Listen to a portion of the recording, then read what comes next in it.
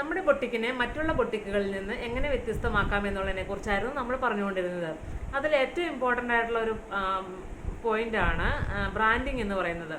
ഇന്ന് ബ്രാൻഡിങ് നമുക്ക് അറിയാം, ഒരു പ്രൊഡക്റ്റും നമുക്ക് ബ്രാൻഡിനെ ആശ്രയിച്ചിട്ടാണ് നമ്മൾ പർച്ചേസ് ചെയ്യുന്നത്.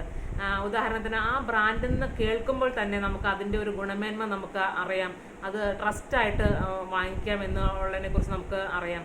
സോ അങ്ങനെ ഒരു ട്രസ്റ്റ് ബിൽഡ് ചെയ്യണമെങ്കിൽ നമുക്ക് വിഷ്വൽ ഇഫക്റ്റിലൂടെ അല്ലെങ്കിൽ വിഷ്വൽ ഐഡൻറ്റിറ്റിയിലൂടെ മാത്രമേ സാധിക്കുകയുള്ളൂ.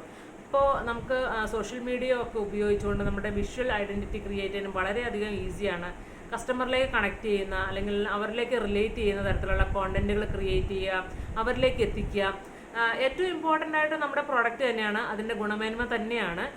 പക്ഷേ അതിൻ്റെ ഒരു ലോഗോ സെറ്റ് ചെയ്യുന്നതിലും അതിൻ്റെ നമ്മുടെ ഒരു ബൊട്ടിക്കിൻ്റെ കളർ തീം സെറ്റ് ചെയ്യുന്നതിലും ഒക്കെ വളരെ ഇമ്പോർട്ടൻ്റ് ആയിട്ടുള്ള ഒരു കാര്യം തന്നെയുണ്ട്. ഇന്നിപ്പോൾ നമുക്ക് ചാറ്റ് ജി പി ടി ഒക്കെ വെച്ചിട്ട് നമ്മളുടെ കളർ തീമുകളൊക്കെ സെറ്റ് ചെയ്യാൻ വളരെ ഈസിയാണ്. നമ്മുടെ ഡേറ്റ് ഓഫ് ബർത്ത്, നമ്മുടെ വൈബ്രൻ്റ് ആയിട്ടുള്ള കളറാണോ ഡാർക്ക് തീമാണോ എനിക്കിഷ്ടം എന്നുള്ളതിനെ കുറിച്ചൊക്കെ നമ്മൾ ചാറ്റ് ജി പി ടിയോട് ചോദിച്ചു കഴിഞ്ഞാൽ നമുക്ക് നമ്മളുടെ ഒരു ലക്കി ആയിട്ടുള്ള കളേഴ്സ് എല്ലാം തീമെല്ലാം സെലക്ട് ആയി കിട്ടും. സോ അതിലൂടെ നമുക്ക് നല്ലൊരു കളർ തീമൊക്കെ സെറ്റ് ചെയ്യുക വളരെ ഈസി ആയിട്ട് തന്നെ നമുക്ക് തന്നെ ചെയ്യാവുന്ന കാര്യങ്ങളാണ്.